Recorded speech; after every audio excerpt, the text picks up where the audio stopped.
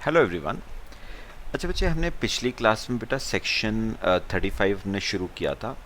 ठीक है, अब उसी सेक्शन 35 को मैं आगे बढ़ा रहा हूँ, ध्यान से सुनना बेटा। अब अगला टॉपिक हम सेक्शन 35 में करने वाले हैं, asset used for scientific research. ध्यान से मेरी बात बेटा सुनना है। यहाँ पर लिखो asset used for scientific research.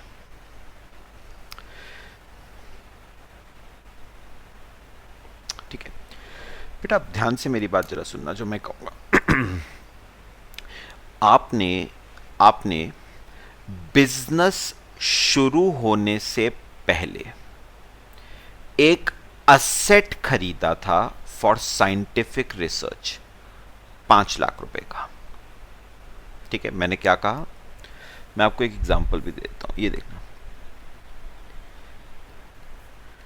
आपने एक असेट परचेज किया था इन 1920 फॉर साइंटिफिक रिसर्च। यह असेट आपने परचेज किया था 5 लाख का। ठीक है, किस पर्पस के लिए परचेज किया था? साइंटिफिक रिसर्च के लिए। अब आपने बिजनेस शुरू करा, date of commencement of business, और बिजनेस आपने शुरू किया है वही सेम 1 अप्रैल 20 को। ठीक है, तो मुझे बताओ, जो capital expenditure, this is a capital expenditure, जो कैपिटल एक्सपेंडिचर आपने इंकर किया है बिफोर कमेंसमेंट ऑफ बिजनेस, उसका 100% डिडक्शन मिलता है। कौन से ईयर में? In the year of commencement of business, है ना। तो आपको डिडक्शन मिलेगा under section 35 in the year. कौन से ईयर में? In the year of commencement of business, यानी 2021 में। इन द ईयर 2021 कितना डिडक्शन? 100%। तो पूरे 5 लाख रुपए का आपको डिडक्शन मिलेगा 2021 में। ये तो बात हो गई, ये तो हम पढ़ चुके हैं अब तक, है ना। ये बात तो हम पढ़ चुके हैं। मैं अब जरा इससे आगे की बात आपसे डिस्कस कर रहा हूं। क्लियर हो गया बेटा? हमारा डिस्कशन क्या है कि ये जो असेट आपने खरीदा था फॉर साइंटिफिक रिसर्च, ये असेट साइंटिफिक रिसर्च करने के लिए खरीदा गया था। सपोज आप कह लो ये असेट पता है कौन सा था? एग्जांपल, एसी था। ये किस पर्पस के लिए खरीदा गया था? फॉर साइंटिफिक रिसर्च एसी खरीदा गया था। गवर्नमेंट अब आपसे एक बात जानना चाहती है कि जो असेट आपने साइंटिफिक रिसर्च के लिए खरीदा था उसका आपने किया क्या? साइंटिफिक रिसर्च के लिए खरीदा था, साइंटिफिक रिसर्च करी, उसके बाद व्हाट नेक्स्ट? आपने इस असेट का किया क्या? गवर्नमेंट आपसे यह बात जानना चाहती है कि आपने ये जो एसी खरीदा था फॉर साइंटिफिक रिसर्च, आपने इस एसी का क्या करा? ठीक है बेटा, दो ही चीजें हो सकती हैं जो मैंने इस एसी की करी होंगी। Asset sold without using for business,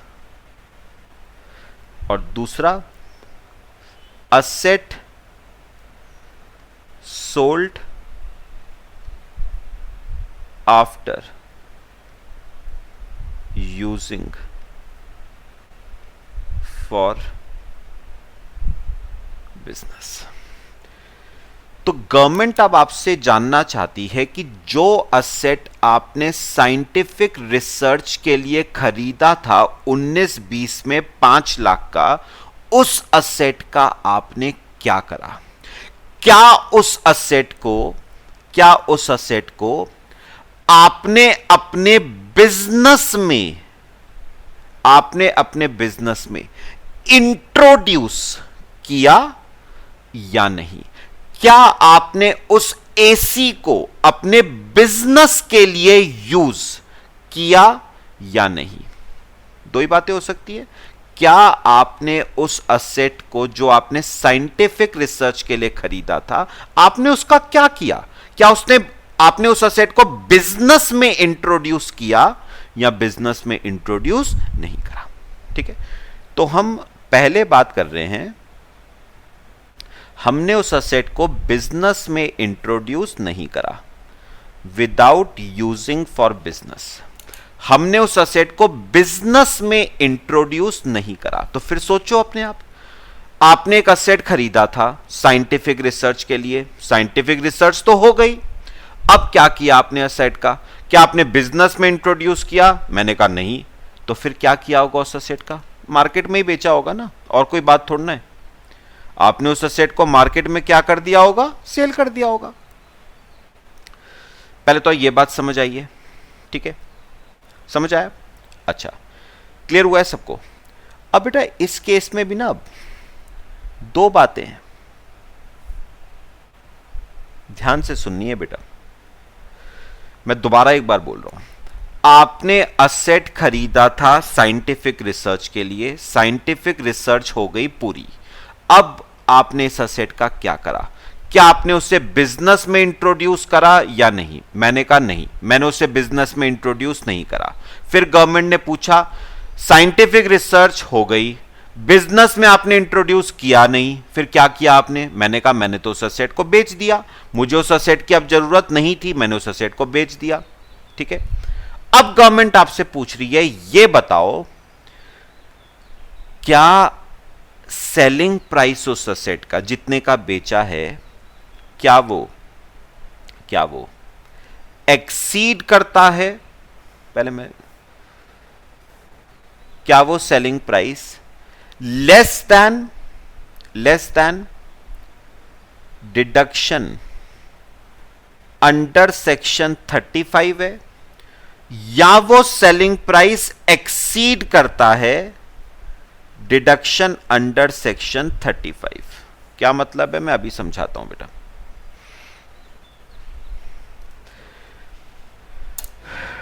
जितने का वो असेट आपने बेचा है, क्या सेलिंग प्राइस उस असेट का डिडक्शन अंडर सेक्शन 35, जितना डिडक्शन आपको सेक्शन 35 में मिला था, क्या उसको एक्सीड करता है या उसको एक्सीड नहीं करता? एग्जाम्पल से समझो बेटा। आपको एक बार बताओ, कितने रुपए का डिडक्शन मिला था 2021 में? 5 लाख रुपए का। और सपोज वो असेट मार्केट में बिका 4 लाख का,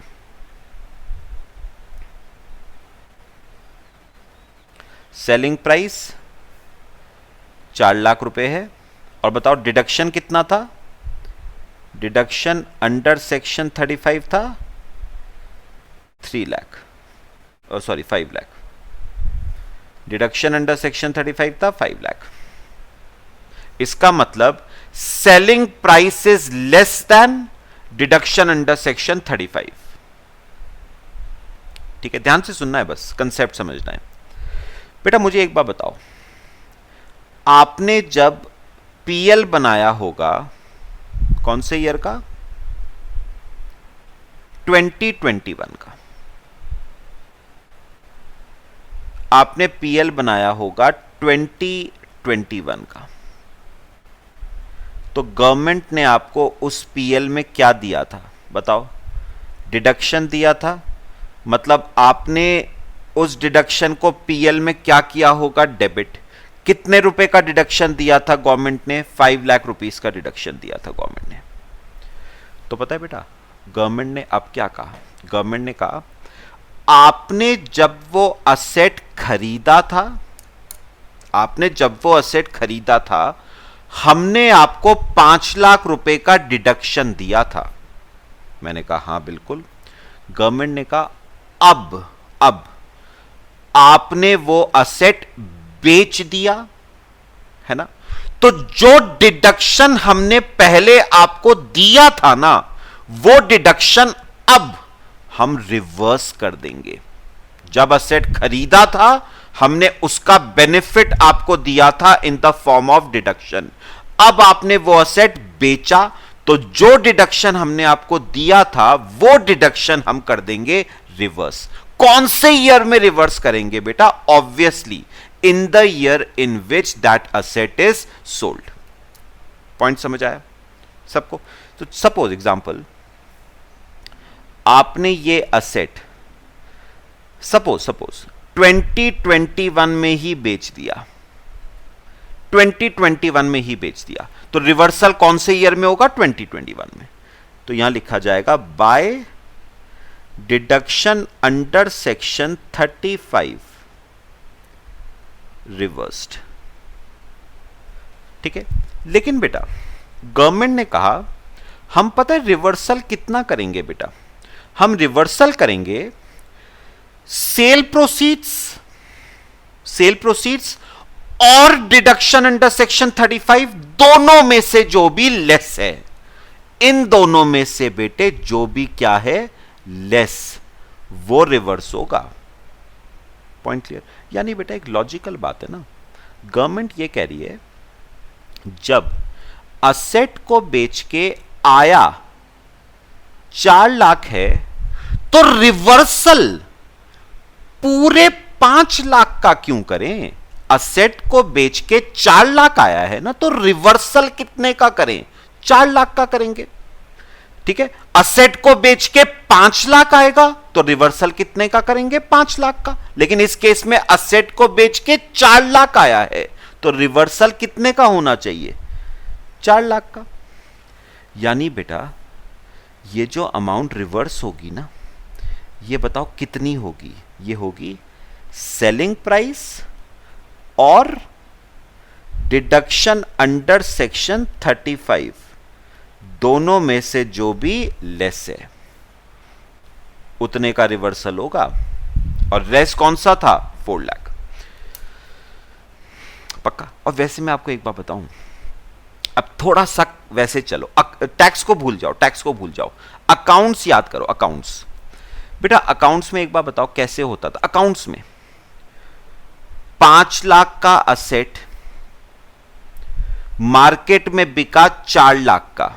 अकाउंट्स याद करो, डेप्रिसिएशन वगैरह छोड़ो। 5 लाख का असेट मार्केट में बिका 4 लाख का, तो 1 लाख रुपए का क्या हो गया? लॉस।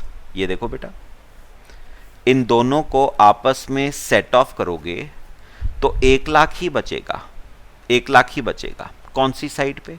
डेबिट साइड पे। और डेबिट साइड पे क्या आता है? लॉस ही आता है। तो बात तो वही हो गई ना, समझ आया? आपने 5 लाख रुपए का असेट मार्केट में कितने का बेचा? 4 लाख का, तो 1 लाख रुपए का क्या हुआ? लॉस। और इन दोनों को अगर आपस में सेट ऑफ करोगे तो भी तो क्या आ रहा है? लॉस ही आ रहा है 1 लाख रुपए का, तो भी तो लॉस ऑन सेल ही आएगा। कितने का? 1 लाख रुपए का। ये सिर्फ आपको समझने के लिए बता रहा हूं मैं। तो भी तो लॉस ही आएगा 1 लाख रुपए का, डेबिट साइड पे तो बचेगा। बात समझ आइए? तो गवर्नमेंट ने क्या कहा? आपने जब असेट खरीदा था हमने आपको डिडक्शन दिया था, अब आपने वो असेट बेचा तो जो डिडक्शन हमने आपको दिया था वो रिवर्स होगा। कितना अमाउंट रिवर्स होगा? जितने का बेचा या फिर जितने का डिडक्शन दिया था, दोनों में से जो भी लेस है। ठीक है, अच्छा अब आओ इस वाले केस पे। देखो अब ध्यान से, जरा ध्यान से याद करना, करा हुआ है हमने। सेलिंग प्राइस, अब अज्यूम करो वो असेट मार्केट में बिका 6 लाख का, और पहले बताओ आपको डिडक्शन अंडर सेक्शन 35 कितना मिला था? 5 लाख का। तो चलो पीएल बनाओ 2021 का। तो मुझे एक बात बताओ, आपने जब वो असेट खरीदा था तो गवर्नमेंट ने आपको क्या दिया था? डिडक्शन अंडर सेक्शन 35 दिया था, कितने का? 5 लाख। गवर्नमेंट ने कहा अब आपने वो असेट बेचा तो हम डिडक्शन को कर देंगे रिवर्स। तो by deduction under section 35 reversed. अब रिवर्स हो जाएगी बेटा। कितना रिवर्सल होगा? सेलिंग प्राइस जितने का बेचा और डिडक्शन अंडर सेक्शन 35 दोनों में से जो भी क्या है लेस है।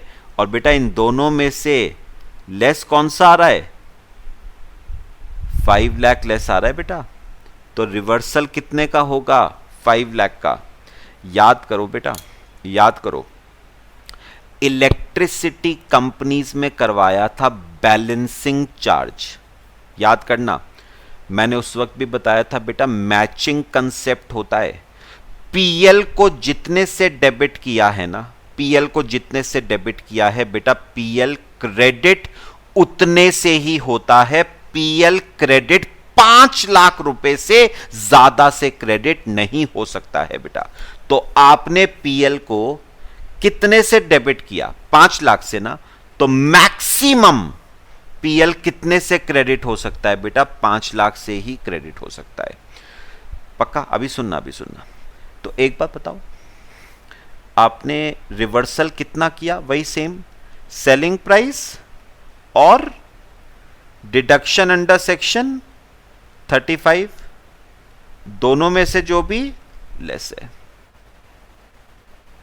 विच एवर इज लेस, दोनों में से जो भी लेस है। तो लेस कौन सा आ रहा था? 5 लाख। वो रिवर्सल हो गया। अब बेटा एक बात सुनो, एक बात सुनो, ध्यान से सुनना जो मैं कहूंगा, ठीक है?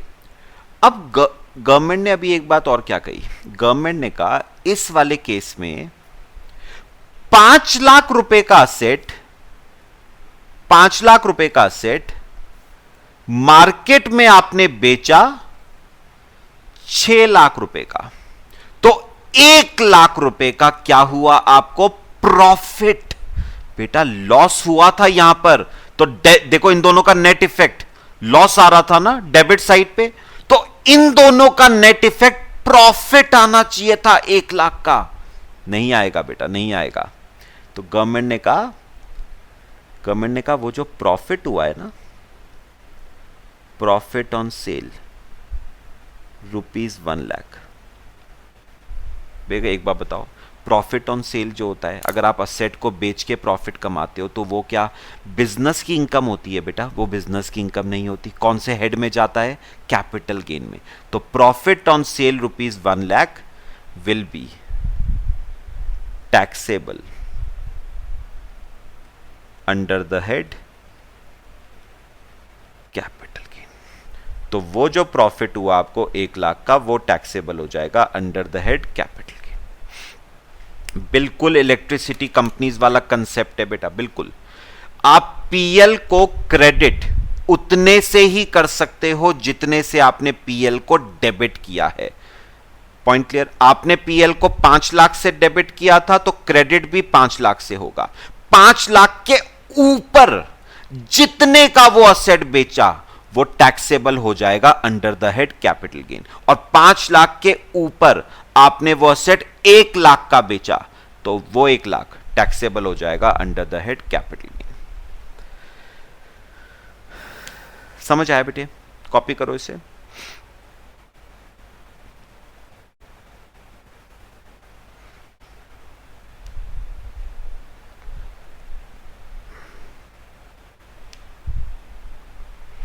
कॉपी करो, फिर आगे चलते हैं बेटा।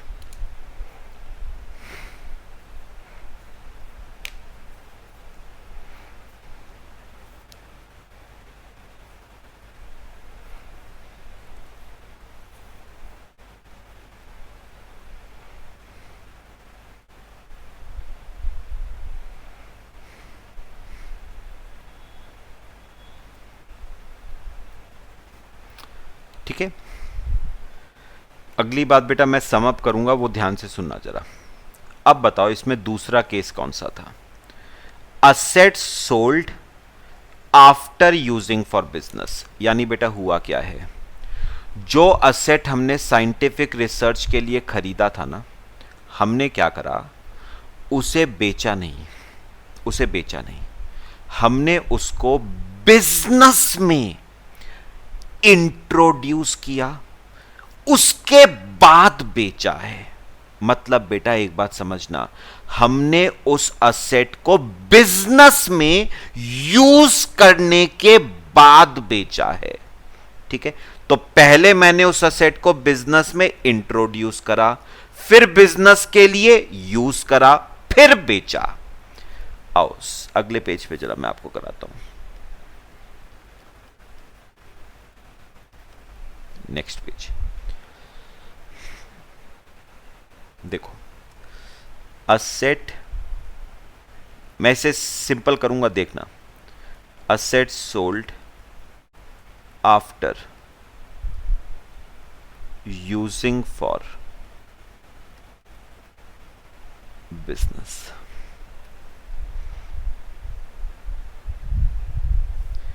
Asset sold after using for business. बेटा एक बात याद रखना, अगर आप इस असेट को ना, जो आपने साइंटिफिक रिसर्च के लिए खरीदा था, इस असेट को अगर आप बिजनेस में इंट्रोड्यूस करते हो ना, बिजनेस में इंट्रोड्यूस करते हो, ठीक है, तो ये असेट आपके ब्लॉक का हिस्सा बन जाता है बेटा, जो हमने सेक्शन 32 में पढ़ा था। कोई भी असेट जो बिजनेस में यूज हो रहा है बेटा, वो ब्लॉक का हिस्सा बनता है। अब बताओ ये असेट कौन से वाले ब्लॉक का हिस्सा बनेगा? मैंने बताया था ये असेट कौन सा है बेटा, एसी है। एसी बेटा प्लांट और मशीनरी वाली कैटेगरी का है, और इस पे रेट ऑफ डेप्थ 15% है। तो बेटा ये एसी कौन से वाले ब्लॉक का हिस्सा बनेगा? प्लांट और मशीनरी वाला जो ब्लॉक होगा ना, 15% वाला, उस ब्लॉक में ये क्या हो जाएगा, शामिल हो जाएगा। बेटा मैंने क्या कहा, मैंने कहा अगर आप किसी असेट को बिजनेस में इंट्रोड्यूस करते हो ना, तो वो आपके ब्लॉक का हिस्सा बन जाता है। कौन से ब्लॉक का? प्लांट और मशीनरी वाले ब्लॉक का। कौन से प्लांट और मशीनरी वाले ब्लॉक का? 15% वाले का, क्योंकि एसी था। तो मैंने क्या कहा, सबसे पहले तो ये बिजनेस में क्या हुआ है, स्टेप लिखो। पहला ये बिजनेस में क्या हो गया, इंट्रोड्यूस। आपने इसे बिजनेस में क्या करा, इंट्रोड्यूस। अच्छा, जैसे ही आप इसे बिजनेस में इंट्रोड्यूस करोगे, ये किसका हिस्सा बन जाएगा, ब्लॉक का। it will become part of block of assets। बेटा हमारे वाले एग्जाम्पल के हिसाब से ये कौन से ब्लॉक का हिस्सा बनेगा, प्लांट और मशीनरी वाले ब्लॉक का, जिस पे रेट ऑफ डेप्थ 15% था। तो it will become part of block of assets plant and machinery 15%। बस एक बात आपको और बतानी है, काम हमारा हो जाएगा। ठीक है, ये ब्लॉक का हिस्सा बन जाएगा। अब सुनना मेरी बात, जो मैं कहूंगा बेटा, आप याद करो, ब्लॉक का केस है ना, तो सेक्शन 32 अप्लाई होता है। ब्लॉक का केस है तो कौन सा सेक्शन अप्लाई होगा बेटा, सेक्शन 32 अप्लाई होगा, है ना। अच्छा, सेक्शन 32 में याद करो, आप डेप्रिसिएशन निकालने के लिए क्या बनाते थे, वो स्टेटमेंट बनाते थे, जरा बनाओगे? आप बनाते थे स्टेटमेंट शोइंग डेप्रिसिएशन।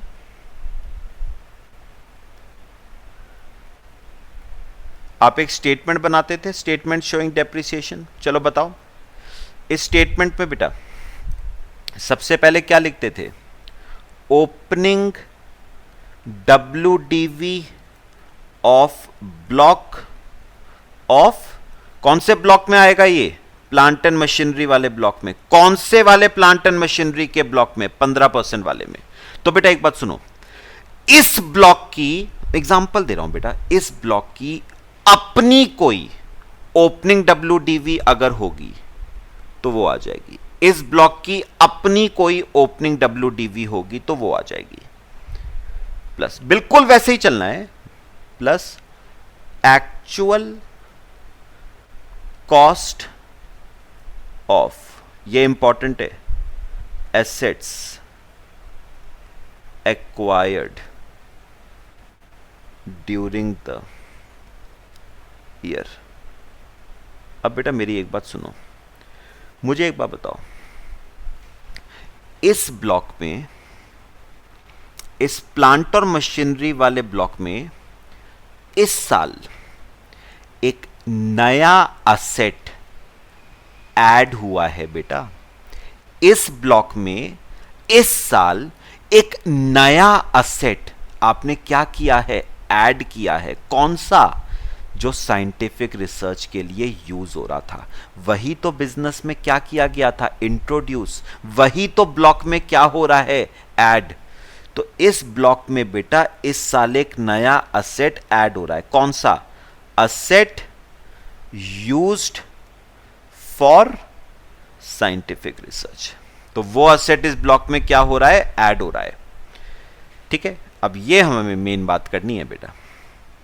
मुझे एक बात जाननी है, ध्यान से सुनना, सम अप करूंगा। अमाउंट क्या आएगी बेटा? जो असेट साइंटिफिक रिसर्च के लिए यूज हो रहा था, ठीक है, अब वो बिजनेस में करा गया है इंट्रोड्यूस। कौन सी अमाउंट पे वो बिजनेस में इंट्रोड्यूस होगा? वैसे बेटा वो असेट था कितने का? वैसे वो असेट बेटा 5 लाख का था। तो क्या वो असेट बिजनेस में इंट्रोड्यूस 5 लाख पे होगा या किसी और वैल्यू पे? एक लॉजिकल आपसे बात करता हूं बेटा। गवर्नमेंट ने एक बात कही, गवर्नमेंट ने कहा, ध्यान से सुनना, गवर्नमेंट ने कहा आपने कितने का सेट खरीदा था? मैंने कहा 5 लाख का। गवर्नमेंट ने कहा हमने आपको कितने रुपए का डिडक्शन दे दिया? मैंने कहा पूरे 5 लाख का डिडक्शन दे दिया। ठीक है, गवर्नमेंट ने कहा 5 लाख का असेट था, आपको पूरे 5 लाख का बेनिफिट हम दे चुके हैं। पूरे 5 लाख का बेनिफिट हम दे चुके हैं। तो अब 1 रुपए का भी हम आपको बेनिफिट नहीं देंगे। तो इस असेट की कॉस्ट को कितना माना गया? निल। क्यों निल बेटा? क्योंकि सोचो बेटा, अगर इस असेट की कॉस्ट को आप यहां पर 5 लाख लिखते तो बताओ, माइनस क्या करते? मनी रिसीव्ड ऑन सेल, चलो उसको छोड़ो, वो निल। WDV फॉर डेप्रिसिएशन पर्पस आ जाती 5 लाख, उस पे क्या लगा देते? डेप्रिसिएशन। तो बेटा एक बार बताओ, एक ही असेट पे कितनी बार बेनिफिट लोगे? एक बार गवर्नमेंट पूरा बेनिफिट दे चुकी है ना भाई। 5 लाख का असेट था, आपको पहले ही साल पूरे 5 लाख का डिडक्शन दे दिया था, तो पूरे 5 लाख का बेनिफिट मिल गया ना। तो पहले आपने बेनिफिट लिया डिडक्शन के नाम से, अब आप बेनिफिट लेना चाहते हो डेप्रिसिएशन के नाम से। ये तो कोई बात नहीं हुई बेटा। 5 लाख के असेट पे मैक्सिमम बेनिफिट बताओ कितना बनता है? 5 लाख ही तो बनता है, और वो गवर्नमेंट ऑलरेडी आपको दे चुकी है। और जब पूरे 5 लाख का बेनिफिट दे चुकी है तो अब कोई बेनिफिट आपको नहीं मिलेगा। तो गवर्नमेंट ने कहा हम इसकी कॉस्ट को क्या मानेंगे? निल, ताकि आप इस असेट पे कोई डेप्रिसिएशन क्लेम ना कर पाओ। तो असेट को निल क्यों माना गया है पहले बताओ, लिखो यहां पर reason.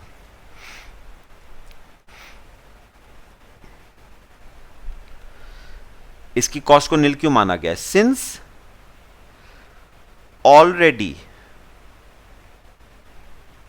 100% deduction is availed by assessee.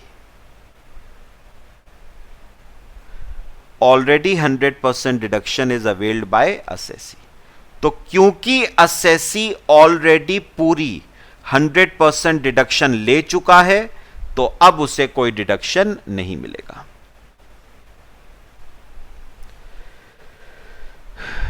बेटा बस यही मेन बात थी. बाकी आगे का तो पूरा सेक्शन 32 जैसे करते हो वैसे ही करना है. इसमें से क्या माइनस होगा? मनी रिसीव्ड ऑन सेल, वो माइनस हो जाएगा. पूरा बेटा सेक्शन 32 है अब. और ये आ जाएगी WDV for depreciation purposes. WDV for depreciation purposes.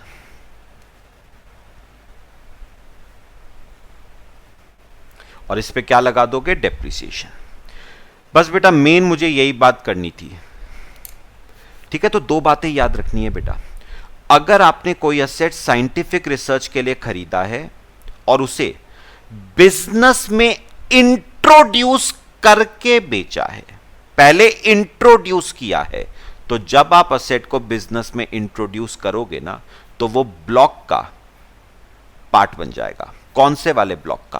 Plant and machinery वाले ब्लॉक का. कौन से प्लांट और मशीनरी वाले ब्लॉक का? 15% वाले का हिस्सा बन जाएगा. तो ये बन गया बेटा हिस्सा, है ना? ये बन गया. बस एक बात याद रखना, ये ब्लॉक में शामिल तो होगा, ये ब्लॉक में शामिल तो होगा, बट कौन सी वैल्यू पे शामिल होगा बेटा? 0 रुपीस पे शामिल होगा. क्यों? क्योंकि गवर्नमेंट ऑलरेडी इस असेट पे 100% डिडक्शन आपको दे चुकी थी. तो पहले आपको ऑलरेडी 100% डिडक्शन मिल चुका है, तो अब आपको कोई बेनिफिट नहीं मिलेगा. इसलिए इसकी कॉस्ट को 0 माना जाएगा. आगे का पूरा केस सेक्शन 32 जैसा है. कर लो बेटा, कॉपी कर लो. समझ आया केस? पक्का? एक टॉपिक बेटा मेरे को और डिस्कस करना है आपसे. समझ आया सेक्शन 35 यहां तक? चलें आगे. देखो अब बेटा ये आ जाता है, जरा फिर से वही बात, जरा सुनना मेरी बात.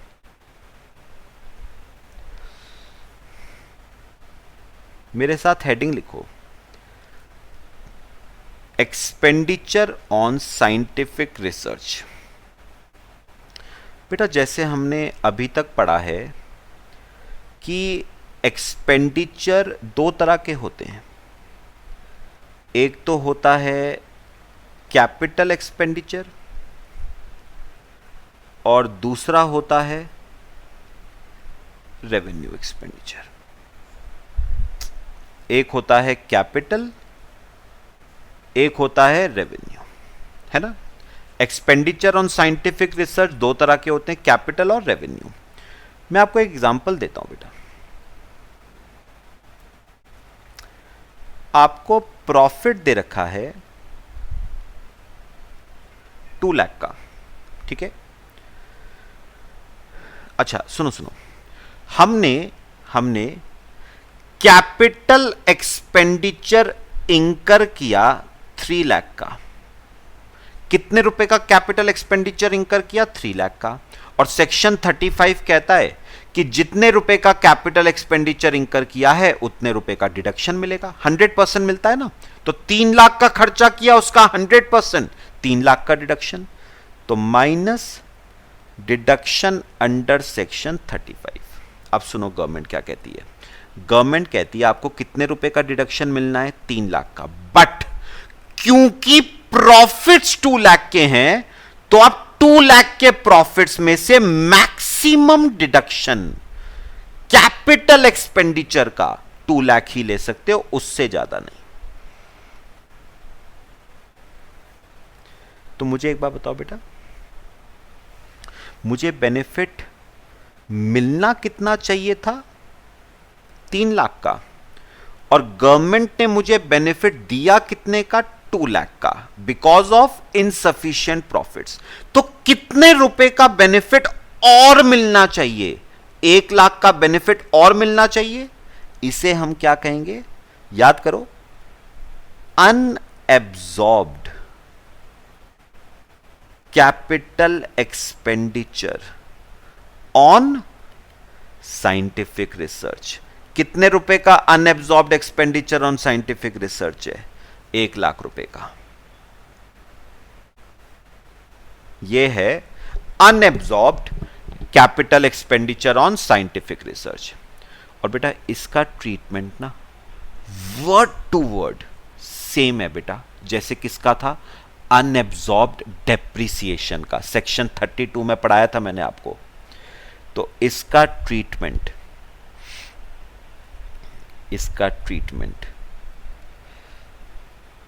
सेम होगा एज अनएब्सॉर्ब्ड डेप्रिसिएशन। तो इसका ट्रीटमेंट सेम है जैसे अनएब्सॉर्ब्ड डेप्रिसिएशन का था। चलो बता दो, ओरली बता दो, अनएब्सॉर्ब्ड डेप्रिसिएशन का क्या ट्रीटमेंट था। मैंने कहा था अगर अनएब्सॉर्ब्ड डेप्रिसिएशन प्रॉफिट्स के अगेंस्ट, बिजनेस के प्रॉफिट्स के अगेंस्ट सेट ऑफ नहीं हो पाया ड्यू टू इनसफिशिएंट प्रॉफिट्स, तो पहली कोशिश आपकी क्या होगी, वो सेट ऑफ हो जाए करंट ईयर में against any head of income except salary के अगेंस्ट नहीं होगा, है ना। अच्छा, अगर करंट ईयर में कोई प्रॉफिट्स हैं ही नहीं किसी भी हेड के, तो आप इसे अनएब्सॉर्ब्ड डेप्रिसिएशन को अगले साल कैरी फॉरवर्ड कर सकते हो, और अगले साल की इनकम के अगेंस्ट क्या हो जाएगा, सेट ऑफ। कितने साल तक कैरी फॉरवर्ड कर सकते हैं, इनफिनाइट नंबर ऑफ ईयर्स। तो वही रूल यहां पर यूज होगा unabsorbed capital expenditure on scientific research के लिए, बिल्कुल सेम वर्ड टू वर्ड। अब अगर मैं बात करूं रेवेन्यू एक्सपेंडिचर की, डिफरेंस नोटिस करना। अच्छा, बिजनेस के प्रॉफिट्स हैं 2 लाख और आपने रेवेन्यू एक्सपेंडिचर इंकर किया था 3 लाख का। तो गवर्नमेंट ने क्या कहा था, जितने रुपए का रेवेन्यू एक्सपेंडिचर इंकर करोगे ऑन साइंटिफिक रिसर्च उतने रुपए का डिडक्शन। तो 3 लाख रुपए का खर्चा करा तो डिडक्शन कितने का, 3 लाख रुपए का। तो डिडक्शन अंडर सेक्शन 35, ठीक है। अब गवर्नमेंट ने क्या कहा, 2 लाख के प्रॉफिट्स में से आप पूरे 3 लाख रुपए का डिडक्शन ले सकते हो रेवेन्यू एक्सपेंडिचर का। यानी बेटा डिफरेंस क्या है, कैपिटल एक्सपेंडिचर का डिडक्शन 2 लाख के प्रॉफिट्स में से सिर्फ 2 लाख का मिलेगा, बट रेवेन्यू एक्सपेंडिचर का डिडक्शन आपको पूरे 3 लाख का मिलेगा 2 लाख के प्रॉफिट्स में से। तो बेटा ये जो बचा ना -1 लाख, इसे हम कहेंगे बिजनेस लॉस। पीजीबीपी हेड का लॉस है ये है loss under the head PGBP. ये loss under the head PGBP है, ये loss under the head PGBP है। ये unabsorbed revenue expenditure on scientific research नहीं है, ये पीजीबीपी हेड का लॉस है।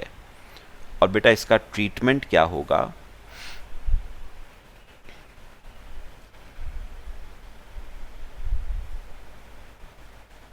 ये पीजीबीपी हेड का लॉस है बेटा। और इसका पता है ट्रीटमेंट क्या होगा, पहली कोशिश तो करो कि ये पीजीबीपी हेड का लॉस इसी साल सेट ऑफ हो जाए, set off in current year, current year में सेट ऑफ हो जाए। किसके against, any head of income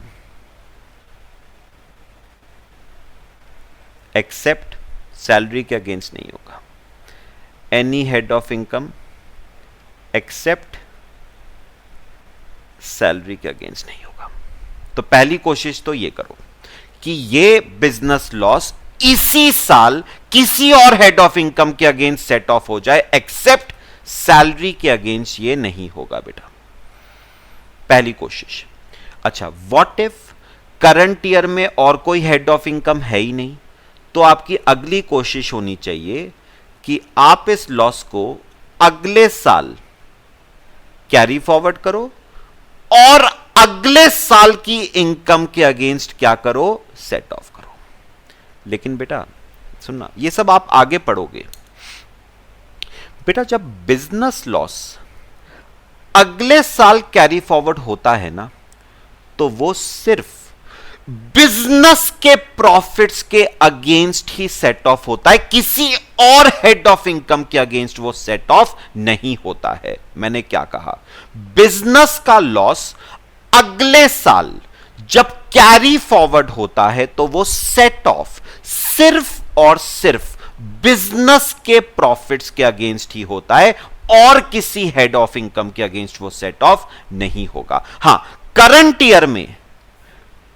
year में आप सेट ऑफ कर सकते हो किसी भी हेड के अगेंस्ट एक्सेप्ट सैलरी, बट अगले साल जब आप कैरी फॉरवर्ड करोगे तो वो सेट ऑफ सिर्फ बिजनेस की इनकम के अगेंस्ट ही होगा, और किसी हेड ऑफ इनकम के अगेंस्ट वो नहीं होगा। तो carry forward and set off होगा only against income under the head PGBP, सिर्फ पीजीबीपी हेड के अगेंस्ट ही होगा। ठीक है। अच्छा, एक और बात लास्ट, और मैंने फिर पूछा गवर्नमेंट से, व्हाट इफ अगले साल पीजीबीपी की इनकम मेरी है ही नहीं, या है बट इनसफिशिएंट है, तो गवर्नमेंट ने कहा उससे अगले साल कैरी फॉरवर्ड कर लो। मैंने कहा अगले साल भी नहीं है, उससे अगले साल, उससे अगले साल, कितने साल तक कैरी फॉरवर्ड हो सकता है? तो बेटा बिजनेस लॉस याद रखना, बिजनेस लॉस कैरी फॉरवर्ड होता है 8 सालों तक मैक्सिमम। तो अगर 8 सालों में सेट ऑफ हो गया तो वेल एंड गुड, नहीं तो बेटा ये सेट ऑफ नहीं होगा। तो बेटा एक बात बताओगे, पहले लिख लो, फिर मैं आपसे एक लास्ट बात डिस्कशन करता हूं।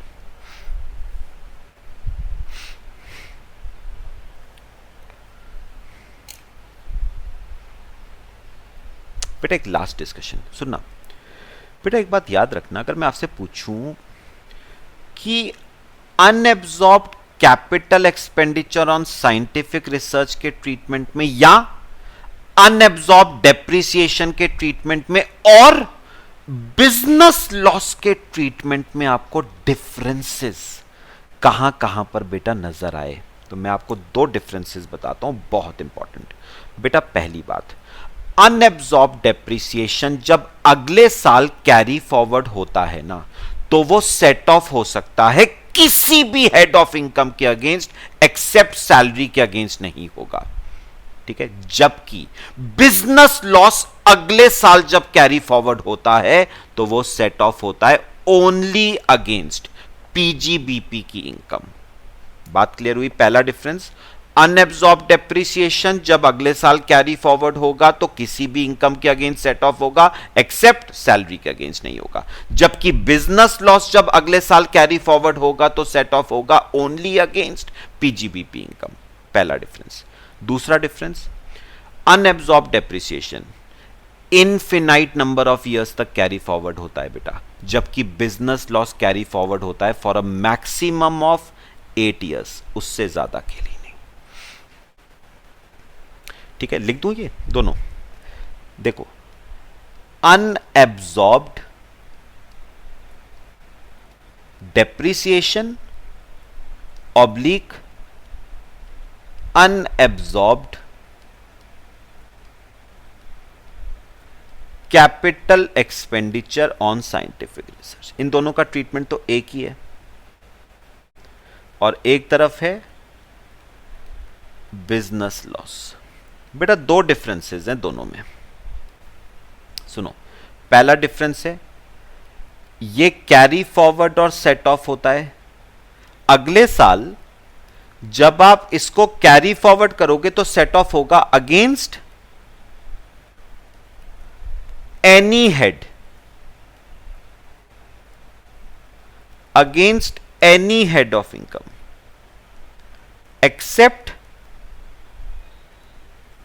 सैलरी के अगेंस्ट नहीं होगा,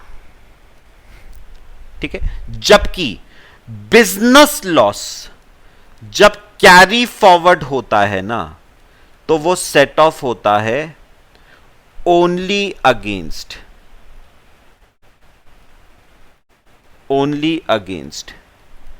income under the head PGBP. तो वो होगा only against income under the head PGBP. ये तो हो गया पहला डिफरेंस। और दूसरा डिफरेंस है बेटा, अनएब्जॉर्ब्ड डेप्रिसिएशन और unabsorbed capital expenditure on scientific research carry forward होता है इनफिनाइट नंबर ऑफ ईयर्स के लिए। जब तक सेट ऑफ नहीं होता आप कैरी फॉरवर्ड करते जाओ, जबकि बिजनेस लॉस कैरी फॉरवर्ड होता है 8 ईयर्स तक। तो ये दो आपके डिफरेंसेस हैं इनमें।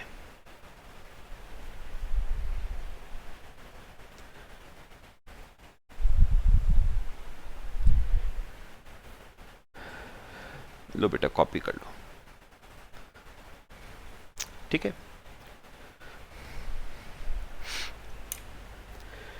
मेरे को बताओ, पूरा सेक्शन 35 हमारा कंप्लीट हो गया, क्लियर हुआ सबको? बाकी नेक्स्ट क्लास में करते हैं। मेरे ख्याल से बच्चे पूरा केस क्लियर हुआ है सबको, पक्का? चलो बाकी नेक्स्ट क्लास में डिस्कस करते हैं। Till then thank you.